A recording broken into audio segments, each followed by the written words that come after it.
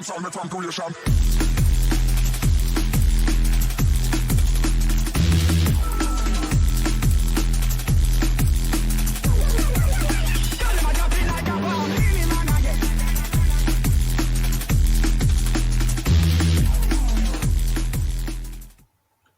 Yes, cunt lords and motherfuckers. This is Sam Spanner from the United Forever podcast, and I'm with my legendary cousin, Adam Shagem. How are you? Very good, mate. Oh, brilliant. How are you, mate? Yeah, not bad, not bad. Obviously, loving the bank holiday weekend. Brilliant. So I was thinking, what we're going to do in this episode is I'm going to tell you about all the crazy shit that happened on my brother's stag do in Portugal. Okay. So when the transfer window closes, we can reflect on the start of the season and stuff. So I'm just going to go fucking arse first into memory lane, all right? Yeah, let's go So for I'm it. just going to have a swig of the old bit of beer. So the stag do was in Easter, right? Yeah. And it was my brother's stag do in Albufeira, Yep. which is this crazy party town in Portugal. And I know you couldn't get your passport sorted out, but Yeah. it was pretty mental because I didn't get my passport sorted out in time either. Yeah. And because basically the Home Office in the UK had gone all tits up because there was this huge backlog of stuff. Yeah. So I managed to smuggle myself over the border from Spain into Portugal. And when I got to the hotel, I had this random old photocopy of my old passport that is expired. So I used that and I sort of blagged it. Yeah. So that was all right. And, mate, so Damon's best mate, that's my brother, right? Yeah. So his best mate, Robin, organised the stag do. Shout out to sick burp. Nice. Oh, fuck me. Oh, I had this hake for dinner, this typical Spanish fish. It was pretty nice, but I'm getting the afterburn there, bit of the reflux, Nice. David R style. So, yeah, fucking Robin, best man, he realised that like a week before he was going to fly out there, his passport was expired as well. So, tits up everywhere. Brilliant. But anyway, mate, he did organise an amazing stag because the hotel was just insane. It was luxurious, and he'd sent copious amounts of emails to the hotel staff in advance just to get written permission that stag do's were permitted. Yes. This lot that were coming over were nutters, absolute full-on ADHD nutheads. So we did get in right in that it was going to be allowed, so that was a relief. Yeah. Anyway, so I had quite a long drive. It took me about 6.5 hours to get there. Yep. And I took this massive 1.5 litre bottle with a big opening Yeah. because I was planning on pissing in it while I was driving, so I didn't have to stop as many times. Been there. So I had cruise control on, right? Yeah. And I thought, fuck, mate, I couldn't do it. I couldn't coordinate it. It is difficult, isn't it? Was it in the... Mate, was it in the in-betweeners when Thingy got his banjo cord stuck in his flies? Neil. He tried going for a piss in a can and he cut his helmet on the can. Oh, mate, it was like full-on danger time. So what I do is, instead of like getting out the car, yeah, and then going into the service station toilets, I just go for a whiz in the bottle, and then put the window down and empty it in the fucking petrol station forecourt, and then I drive off. Oh, savage. Sticky. And then, anyway, managed to get to the hotel, and mate, it was fucking brilliant, really, really nice. And then there was 3 suites booked for like the whole party of us. Yeah. And obviously you was going to share one part of the suite with me, and then my brother was going to share the other part with his best mate, Robin. Yeah. So it was like a ginormous suite connected together. And I say it was ginormous. It was fucking huge. There was like, you could have had a five-a-side football pitch. Really? In the sort of lounge area. It was mental, but really, really nice. Yeah. And anyway, I got there early. And then my brother was like, we barely managed to get to the hotel because like some of the lads had bought a bottle of vodka in the Manchester airport before they flew out. And one of them, Ben, he was sick on the plane between his feet. And apparently the sick was going under the seats as the plane was going to land, like proper watery. Oh my God. Vodka-y puke. Oh, mate. So Ben was pissed, like, when they landed. And my brother was like, they barely got onto the minibus because he was, like, leaning against the window and the driver started on him. He's like, what the fuck you doing touching my window and shit? And Ben was like, calm down. I'm only trying to stand up. Oh, dear. Oh, mate. So when they got to the hotel, they were like, they had to sober up a little bit. Yeah. So three of the lads, when it was proper fucked up, stripped down naked, all got in the shower, and there was photos being sent to the WhatsApp group. Oh, fucking hell. Helmets pushed against the glass shower curtain thing. Oh, dear. Oh. So anyway, they managed to get. Oh, it was insane. So they managed to get down to the pool bar in the hotel. Yeah. Not pool as in snooker, but pool as in swimming pool. And it was happy hour. Oh, God. So it was basically two for the price of one on cocktails. And mate, they were going fucking mental. Like I hadn't drank properly for months on end. Yeah. It was insane. And I said to them, look, I'll be on the beers for the minute because, you know, I need to pace myself if I want to even make it out to the restaurant. And they said, don't worry, because I'm just a little skinny fucker compared to these guys, and they're all their heads above me. And so there they were. They're like drinking games. I was like, oh, fucking hell, here we go. Yeah. So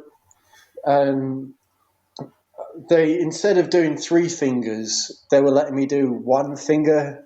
So, you know, they let me pace myself. So I do appreciate that. Yeah, yeah. Because they're hardcore fuckers, mate. Yeah. And then they were like merry as anything. And then they were like, okay, there's a forfeit. So whoever loses has a punishment. So I was like, okay. And they were like, right, everyone get in the pool. This apart from my brother. Yeah. Okay. So everyone got in the pool, and then they're like, right, you all need to hold your breath for as long as possible under the water, and then the loser will have a punishment. So I was thinking, oh, fuck, here we go. So I went underwater, and I was trying to hold my breath as long as possible, and then when I put my head up, I realised that the other lads had been up for ages. They were trying to not be sick.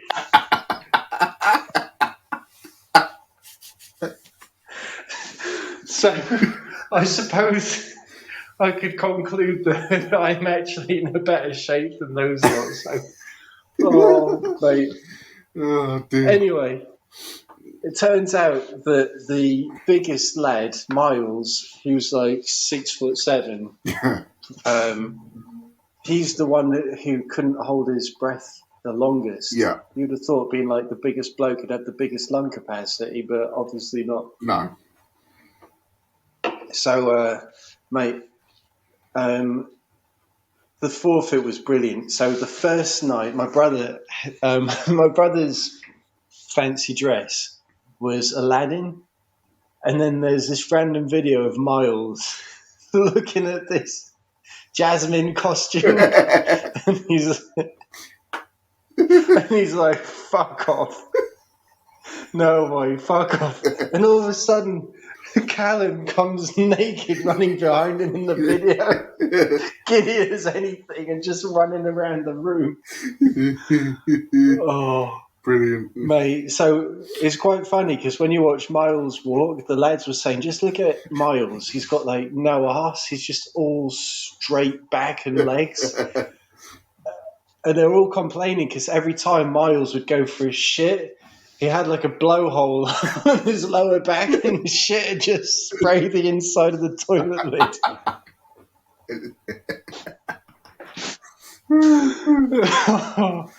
So, anyway, we managed to get out to the steakhouse. That was the restaurant for the evening. Yeah. And it was a really nice place. It was by one of the main streets in Albufeira called the Strip. Right. Which is like the main road where all the clubs are and all that. So went into the steakhouse. Yeah. And the staff were really polite. And obviously they knew, the lads were giddy and everything. Yeah. And fuck me. So they all ordered their steaks and stuff. And I was like the last one to get my steak. Right. And I was thinking, hold on a minute, something's happened. Yeah. Because fucking Ben, the one who was sick on the plane, was the first one to receive a steak, and that was supposed to be for me. And he'd already eaten half of it by the time I clocked onto what had happened. Oh, brilliant, mate. So, they were like, fuck it, they'd had the meals and stuff, and I had the serious munchies, so... Mate, I was going for it. I finished my steak, and then I was eating the sides and everything. And then I ended up eating like two other, finishing, the food on two other lads' plates. Sobered up a bit. Oh, mate, because then next thing I knew, they're bringing out the tequilas. I was like, oh, fuck me. Yeah. And tequila just reminded me of partying in Newquay when I was like 17. Brilliant. Oh, the afterburn. Yeah. And so it turned out that Ben and some of the others had spent like $500 on cocaine. I was like, fuck me. So they kept on going off to the toilets. They were high and pissed as anything. No, I wasn't dabbling in any of that shit. No way. No. But so we're on the strip crawl, and it was funny because we did a bit of karaoke and sang a whole new world. Aladdin and Jasmine. It was brilliant. And then turned out that I found out that Callum, the one who was running around in Miles's bedroom naked before. Yeah. So his surname is Chamberlain. Right. And I was like, oh fuck. Chamberlain, like from Dark Crystal. And then the brothers, Will and George, that came on the stag, all of a sudden they went mega hyper doing Skeksis impressions from the Dark Crystal. They were like, are you stealing my essence? And it turned out that, so from then on, he became Chamberlain. So I was always calling him Chamberlain, and he'd actually been on various stag do's in Albufeira, so he knew all like the best clubs to go into to get free shots and stuff. Right. The Portuguese were like insanely brilliant with us. They were so like humble and generous as well with the booze. Yeah. And it was really funny how I just randomly saw like my brother getting smashed on the head by this barman every time he downed a shot. Like it was like a fucking fire extinguisher. He was wearing a helmet, but it's apparently this famous bar in Albufeira where you get like you down a shot, you get smacked on the head by this snow shovel, then it's a fire extinguisher, then a baseball bat. Oh, it's fucking brilliant. Oh, God. And so later on, we ended up in this bar, and I just remember. So Chamberlain, he's also a big lad. He can hold his drink, but next thing I knew, from someone being so formal and organising the shots and the bars and stuff like that, what does he do? He sat there looking dizzy as anything, and then he just projectiles all of the steak dinner across the fucking bar. And I was like, what the fuck? I swear it was like Team America.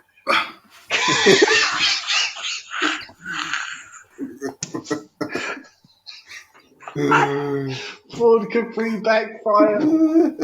Oh, Jesus Christ.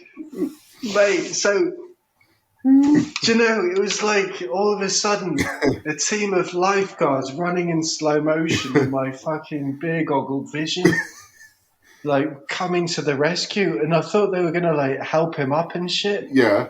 No, they were just there using their fingers as fucking rakes to rake up the puke and try and help the bar staff to clean it up.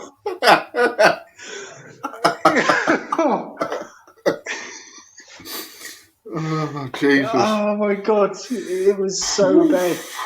And anyway, it turned out that in the end it was just me and my brother, the last men standing. We were in this club. Yeah. And I was getting giddy. I was doing a good old slendy muzz on the dance floor just by myself. And my brother was like, look, we got to go. You're just making a scene of yourself.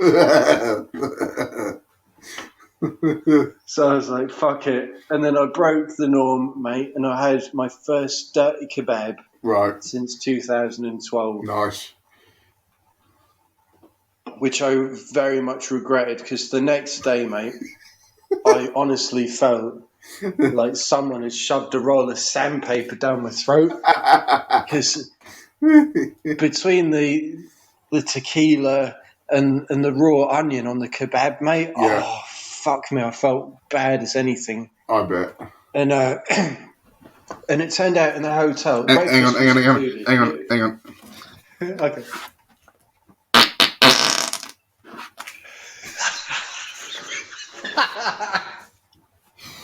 Oh, mate, I can smell it from 2,000 miles away. Rip. Oh, mate, that was Morse code. Save my ass. So, breakfast was included in the hotel, and you're going to think I'm a random fucker because I am. I brought some lemons and ginger with me from Spain. Right. And because ginger, mate, is just a natural antiseptic, and it just really sorts you out. And lemons as well, because I'm addicted to them. Yeah. So went down to the buffet, and I was there sort of juicing a lemon that I brought, and then eating bits of raw ginger. Yeah. And then eating bacon and trying not to bring it back up. And then I saw the lads, and they're there as if they hadn't been out the night before, laughing away, making a scene in the fucking buffet, drinking, I don't know what it was, some cheap champagne or something. Brilliant. So after breakfast, I managed to retreat back to bed. Yeah. And I stayed in bed for the good part of the morning, mate. Well, I had to get up every 20 minutes to go for a shit. I swear. The whole of the fucking Portugal fell out my arse, mate. Nice. I must have been for about 30 shits over like 3 or 4 days. Mental. Anyway, at midday, from the room, I could hear like all this noise coming down from the pool area. I thought, oh, fuck, what the lads doing? Yeah. Got there, they're sliding around the floor, already drunk as anything. And I saw them in like bundles in the pool, getting a ball lobbed at them. But they were trying to get hit by the ball. And I was like, what the fuck's happening? So George, slurping his words, he's like, yeah, we're playing Diglett. I was like, what? Yeah, Diglett, the Pokemon with no arms or legs, the paraplegic. I was like, what the fuck, how does that work? So Diglett, you got to sort of go underwater, keep your hands behind your back, Yeah. and then randomly all try and jump up at the same time and get smacked in the face by the ball. As you do. I know. And then, mate, it was messy because they were like drinking cocktails like you wouldn't believe. And as they left on the last day, they had a fucking cocktail bill amongst them of like €2,000. It was just so bad.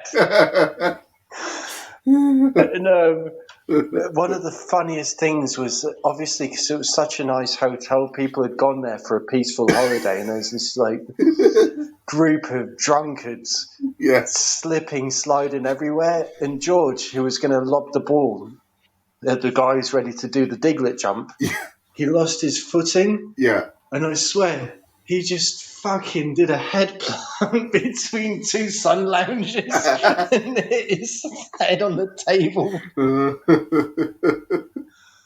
Brilliant. Oh, but he just lied there, sort of stunned. But mate, he got up and he was all right, and then he just started having a laughing fit. Ben got out the pool, gave him a cuddle, and started pissing on him. Pissing through his swim shorts. And then George was like, oh, it's so hot and sticky. It's like Paddington Bear's marmalade. Oh, dear. Bloody hell. Mate, and then for banter's sake, I thought I'd wear some fucking dick tight budgie smugglers. Nice. Just for the extreme banter effect. Sweet. Had the old shroom on display. Yeah. And then we had this like lads group photo. Yeah. And then next thing I know, Ben up to his eyeballs in coke. He's there in the photo trying to lick my shroom.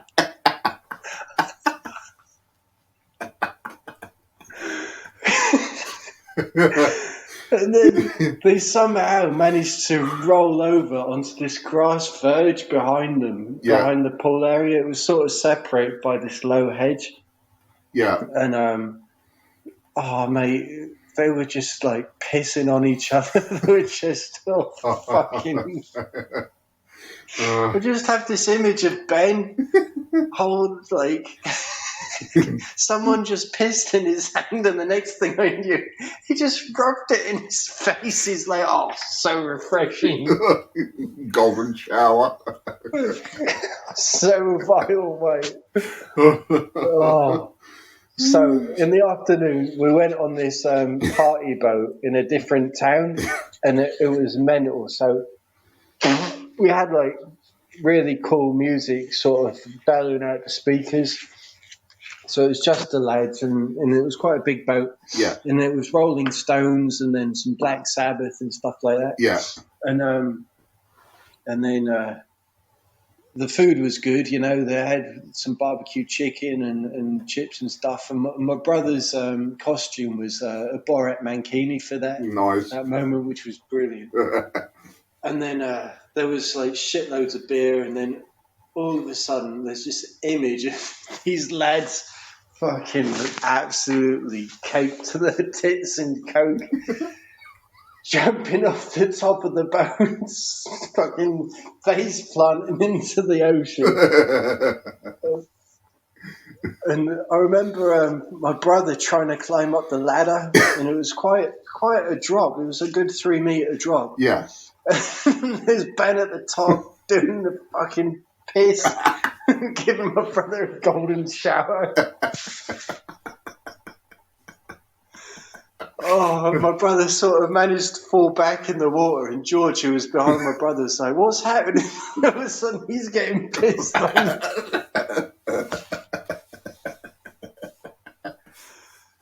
So fucking bad. And then from all the laughter, mate, next thing you know, there's Ben being sick over the side of the boat. Jesus. Oh, dear. And then, mate, there was shitloads of dolphins. It was really weird how they... Yeah. We had Dr. We had... was it Dr. Dre? Yeah. Yeah. the music bellowing out, and then these dolphins came up. It was like really majestic, and the lads were like, they were just like in awe. Yeah. And then one of them, I can't remember who it was like, "This is the best day ever." And he was like getting emotional. And it's like, even I could even fuck one of the dolphins' blowholes.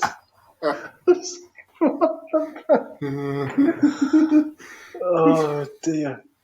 Brilliant. Mate, so we managed to get back to the marina after watching my brother do this most random dance to Black Sabbath. It was so funny. And when we were sat on this terrace belonging to a sports bar, and we'd obviously ordered drinks and food and stuff, and my brother randomly pulls out some dried mealworms. I was like, "What the fuck's this shit? Did you get this from a tackle shop?" He's like, "No." What they want to do apparently in the UK is sell like dried maggots that have been seasoned and stuff. Right. So we all started eating these dried maggots. It was like, what the fuck? But they didn't taste too bad, actually. They had a good seasoning. And then some of them had fallen on this bench where we were sat, and I thought, fuck, the next customers that sit down after us would get the shock of their lives, if they see maggots. Oh, dear. And then on the way back, it was quite unfortunate because one of the lads called Daryl, he'd left his phone on one of the taxis. Right. So I had to make a rescue call in Portuguese. And fortunately, I put the lingo to good use. And so I explained, what happened and stuff. And they said that they'd bring us back in 20 minutes. So we didn't get, a call back. And then he was depressed as anything, Yeah. He'd lost his phone, and being a Google phone and everything, apparently they're a pain in the ass to sort of, sort out your data and your private stuff on it. Right. So he was on a well downer. And then half the lads couldn't make it out because they'd either had sunburn, sunstroke or heat stroke, and they were like being sick, and they were all fucking pink as anything.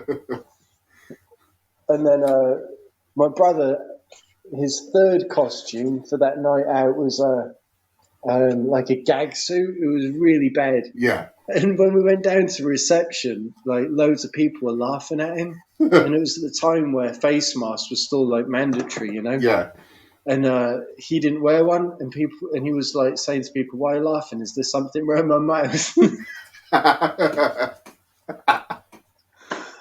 And it was so weird because I remember we were sat out in the first bar when we got out. Yeah. And then the lads that were on the stag do kept on meeting random schoolmates. I'm like, how the fuck is this possible? Yeah. And one of them knew that, our party had come out to Albufeira. Yeah. And that my brother's first costume was going to be an Aladdin fancy dress. Right. And one of the guys said to me, "Oh, you must be Aladdin then." I was like, what the fuck?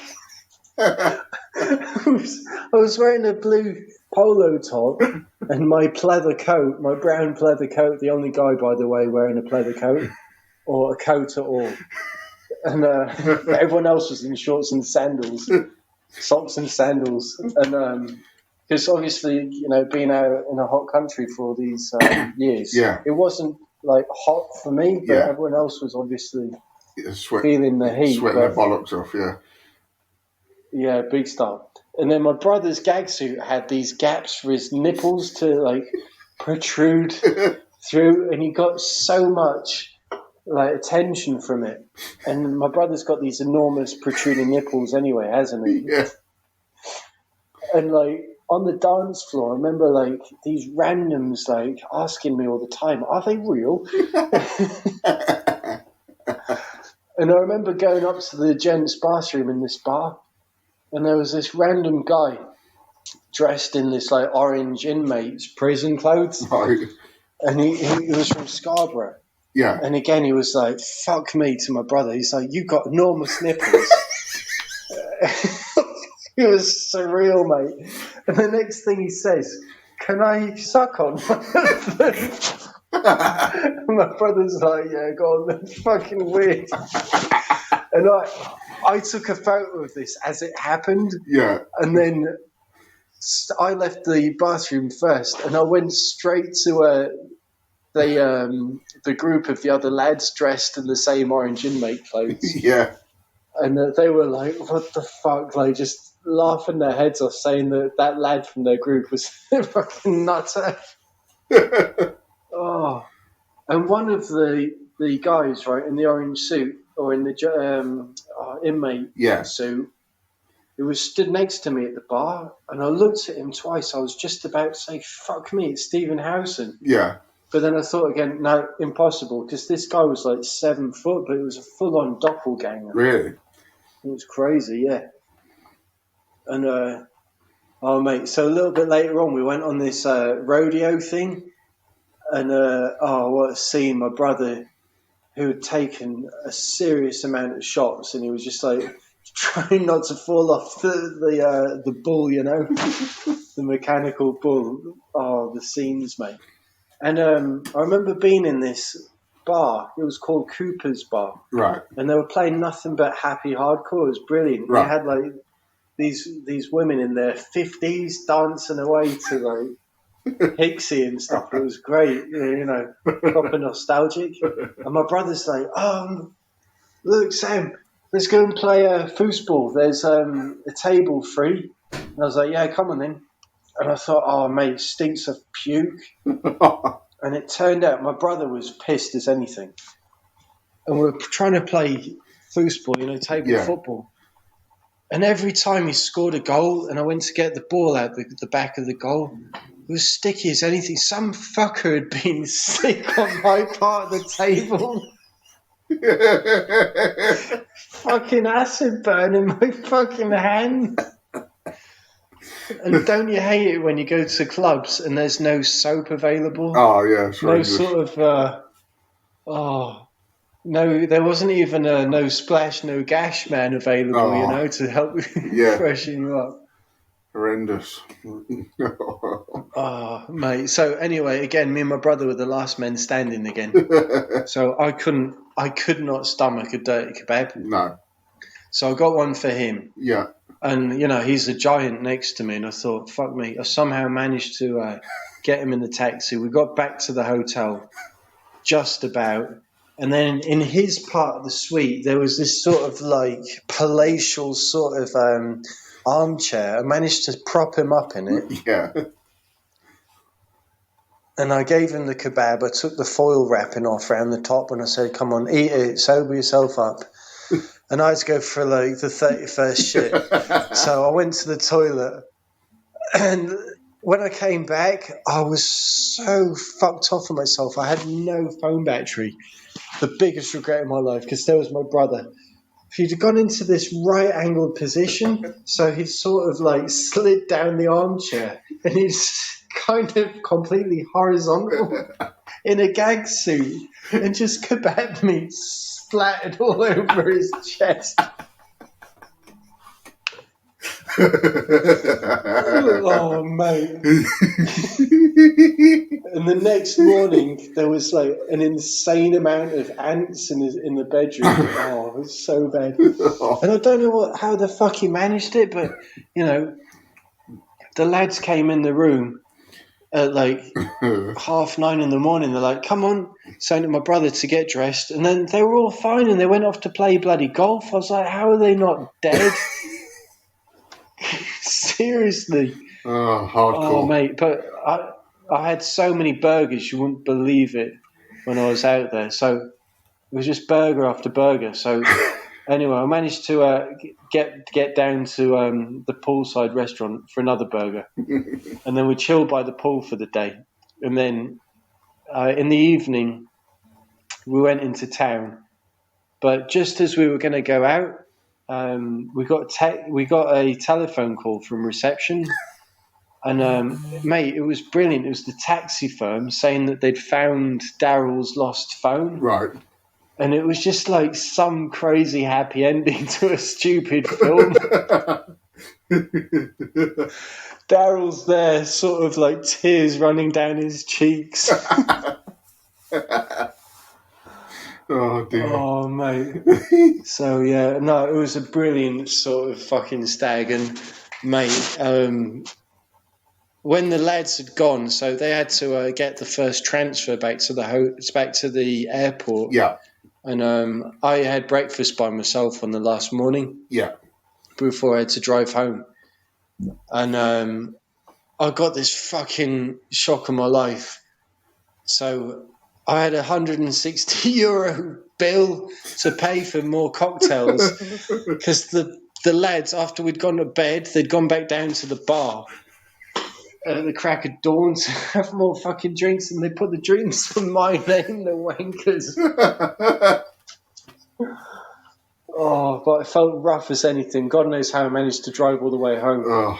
But so the fucked up thing is, like, I was completely knackered when I got home, and I managed to get the car in the garage. Yeah. And I'd open the boot to get my suitcase out and stuff and lob it in the house. But me being a fucktard, I forgot to close the boot, and I reversed the car into the back of the garage wall. And I'd fucked up the mechanism on my boot, and it wouldn't shut properly. Oh. So anyway, all in all, survived it, mate. Yes. Oh dear. Good. Great experience. Mate, honestly. So yeah. Yeah, I'm gutted I didn't go, but it was just, it was, I don't know. Yeah. Well, just a word of advice. Anyone from the UK who's planning on going abroad, make sure that they renew their passports literally 6 months in advance, because it's that bad, Yeah. So, mental, mate. But, I don't know. I had a brilliant time. Yeah. So many good memories. That's it. Exactly. So, it was excellent. It sounded brilliant. Yeah. And before we wrap things up, mate, I'm going to just give you a few of the highlights from my brother's wedding. Yeah. So this took place in Worksop. So we went to went on a pilgrimage to the birthplace of Joe Smith from the Paddock. So we felt very honoured. Yeah. And soon as I'd seen you for after 3 years or something, the first thing you did just before the ceremony started is you'd given me this black sasha. I was like, what the fuck's this? Some drugs? Looked down and it said the crop mop wipe. I was like, you fucking legend. Oh, so good. That's it. And then and before my brother walked down the aisle, there was this cameraman who looked eccentric as anything. So I asked him, you haven't got any random upskirt shots, have you? And I quote, his reply was, if you pay me $5 a month, you can subscribe to my OnlyFans channel. There's shitloads of content. Brilliant. Oh, mate, and the wedding cake, the pork pie wedding cake, was a 3-tier wedding cake, mate. That was fucking beautiful. Definitely. It was pork pie. Yes. Hand-cut meat as well. Yeah. And one of the other highlights was when, after the ceremony, we were sort of sat outside, just me and you chilling on a wall by a lake having the first beers. Next thing I knew, the fucking wall was about to fall apart with your thunderous fart. Yeah. Oh, couldn't hold it in. Mate, we got fucked up jeans, because then I helped Grandad get out of his chair because the guy looked a little bit wobbly on his feet. Yeah. And I took him to the gents. Yeah. And your dad happened to walk by, and Grandad had that look on his face when he was stood at the urinals. Yeah. You knew he was going to let rip. And then he saw in the corner of his eye somehow, he's got lack of peripheral vision. He's like, I better not fart because I'll make your dad pissed off. Brilliant. Hang on. Talking of fart. Hang on.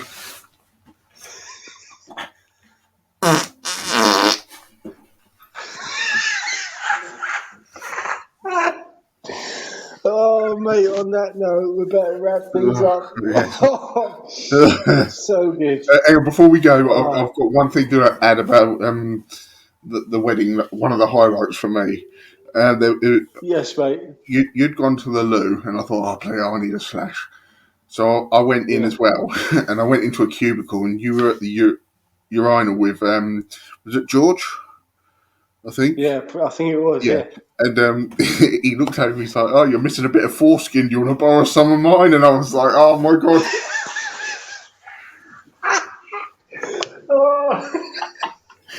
Good old...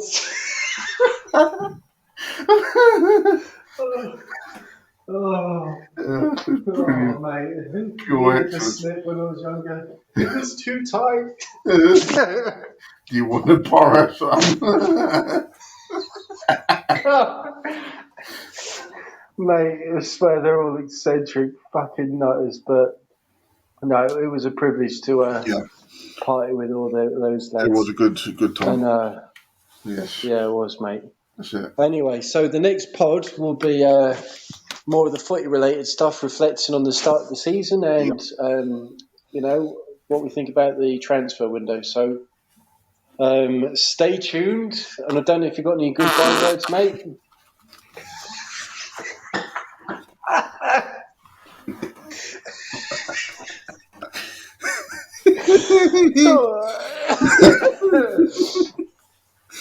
You weren't expecting that. Mate, that was the ultimate Ford Capris.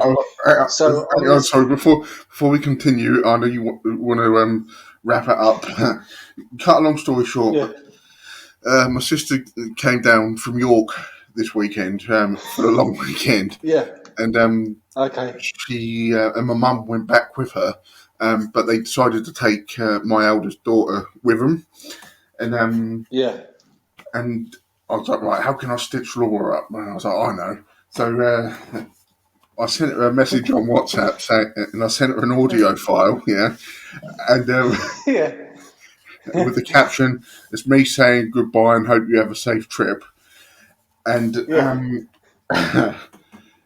on, let me get the response. Oh, hang on, where are we? She goes...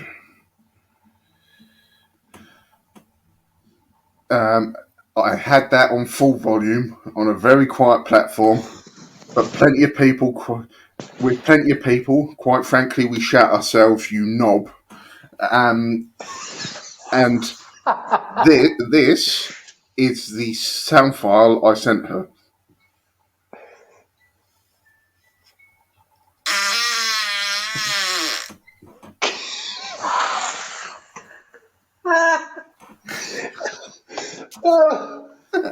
So she played that at full volume on platform 3 of Colchester train station, and I was like, yes. Oh my God, good. Oh my God, mate, that is so good. Oh God, so well. Oh, brilliant. Mate, if there are any random fuckheads that have listened to this pod, make sure that they check out the shorts video that I uploaded earlier, which explains what is a Ford Capri. So in this podcast, you've had shitloads of examples, but check it out either way. Brilliant. Okay, mate. So, what are your closing words? It's over and out from me. And I'll be speaking to you later, you fucking chronic masturbator. Pass me a wet pipe. Needed to clear this shit up. Oh, mate, you need to disinfect your microphone head. You've still recorded.